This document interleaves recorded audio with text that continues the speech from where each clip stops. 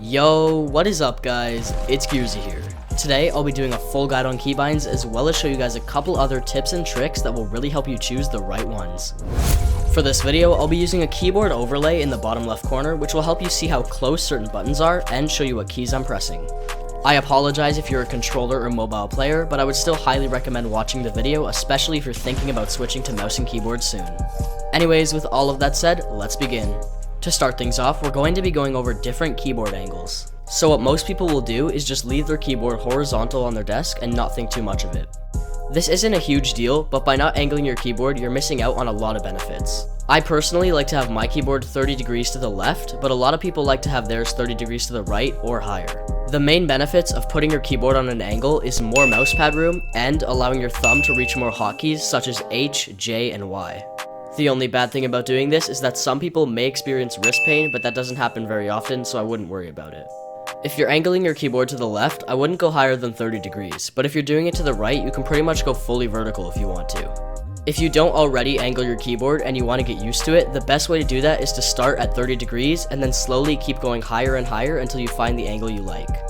Pro players such as Tfue and Liquid Poach really take advantage of this technique and use it to its fullest by putting their keyboards almost fully vertical. One last thing to note is that this technique works a lot better with smaller keyboards. Next up, I'm going to be going over where you should put your build keybinds. When it comes to build binds, you're going to want to make sure that they feel really comfortable and are easy to hit. These are some of your most essential keys because if someone starts shooting at you, you're going to want to be able to protect yourself as quickly as possible. First, you want to decide if you're going to put your build binds on your keyboard, your mouse, or a little bit of both. Currently, I have my ramp, wall, and floor all bound to my mouse, while my pyramid is bound to my keyboard.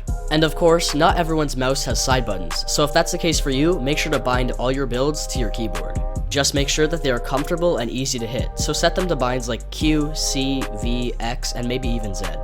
If you don't already have a mouse with side buttons, here's why I would highly recommend saving up for one. As you can see, when you're holding your mouse, your thumb naturally rests where the side buttons are. This makes them very easy to hit and also makes your thumb useful, considering that if your mouse doesn't have hotkeys, your thumb just sits there and does nothing anyways. This really helps to free up space on your keyboard and can make you very consistent. Last but not least, I'm going to show you guys where you should bind some of your essential keys if you're customizing your keybinds. The first few keys I would recommend changing is your toggle map and toggle inventory. By default, your toggle inventory is set to I, and for any size of hand that is just way too far. What I would recommend doing is setting it to tab and setting your map to caps lock.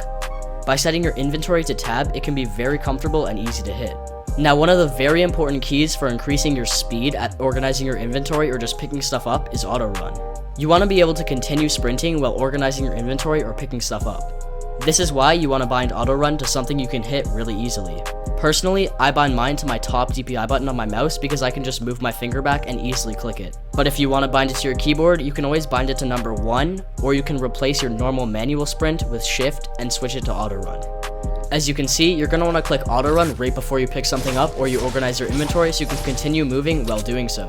This will lower your chances of being sniped while organizing your inventory. The reason I would recommend having your map bound to caps lock or something near your fingers is because it's really important that when you have your map open, you can quickly close it and start firing in case you get shot at while you're reading your map. So keys such as caps lock, alt, and even your DPI buttons on your mouse, if you have them, are very good to put your map. When it comes to weapon slots, having big hands really helps. If you're comfortable hitting 1, 2, 3, 4, 5, 6, those are probably the best keys to use so then you can save other keys for building and other essential keys. But if your hands are small like mine, I would highly recommend getting a gaming mouse with side buttons so that you can build from your mouse and use buttons such as X, C, V, F, and Alt as your weapon slots. Thank you guys so much for watching. If you did enjoy or found anything of value, don't forget to drop a like and consider subscribing if you're new. And if you appreciate what I do and want to support the channel, don't forget to type code Geerzy in the item shop before making a purchase. Anyways, if you're having any trouble related to your keybinds, don't forget to ask your questions or concerns in the comments below and I'll try to answer everybody. Anyways, with all of that said, I hope you guys have an awesome day and I'll see you all in the next video. Peace.